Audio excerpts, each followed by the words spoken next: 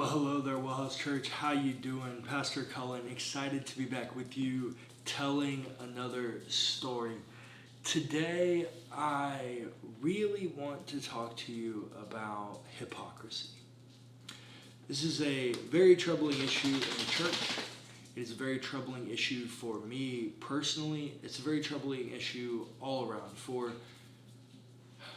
everything I think about what Christianity should be and represents. The thing that is so difficult, that makes it so difficult for us to get there, hypocrisy. Not necessarily because I genuinely believe that every Christian is a hypocrite. However, I do believe that majority of Christians have a theology that makes them appear hypocritical. And I feel very confident saying that. Most Christians, I think, have a theology that it allows them to be hypocritical. And here's why I say that. Because I hear a lot of Christians, especially in Texas, especially in the South and in the Bible Belt, I hear a lot of Christians going around preaching a message of the gospel. I hear them telling people about how Jesus died on the cross and was resurrected for their sins. I hear that message all the time. But I rarely see them doing anything to help the person that they're telling about the message of Jesus. You see, I don't think that the message of the gospel was ever designed to just be told alone. I don't think it was ever designed to be that. The gospel, it means good news. This is very simple, but what is good news to a hungry person? Food. What is good news to a homeless person? A home. You see, good news is accompanied by meeting a need, or what the Bible might call signs and wonders.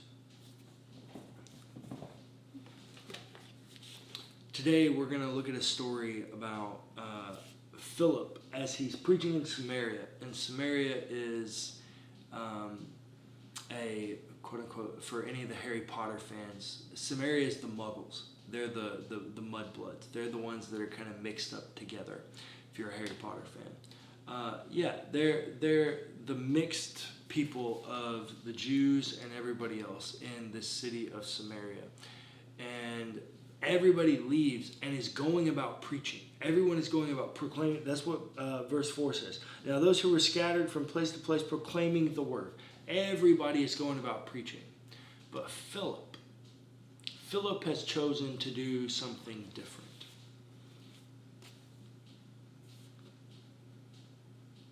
Philip went down to the city of Samaria and proclaimed the Messiah to them. The crowds with one accord listened eagerly to what was said by Philip, hearing and seeing the signs that he did. I have a great friend. His name's Josh Hilburn. He planted a church in Houston named Gather. It's great. Josh was the first person I ever heard say, if your good news isn't good news, you've missed it. If the gospel is not good news, we've missed it. It is, always will be, and should be good news. It is a message of good news. And when it was first brought about, when it was first instituted, gospel, euangelion, the Greek word, is not a made-up word. The Christians did not make that word up. That word existed, and you know what it was? It was a political word.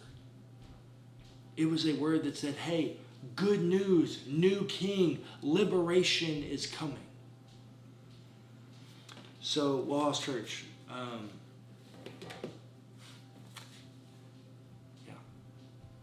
there's no reason that we should ever be preaching if we're not doing signs and wonders.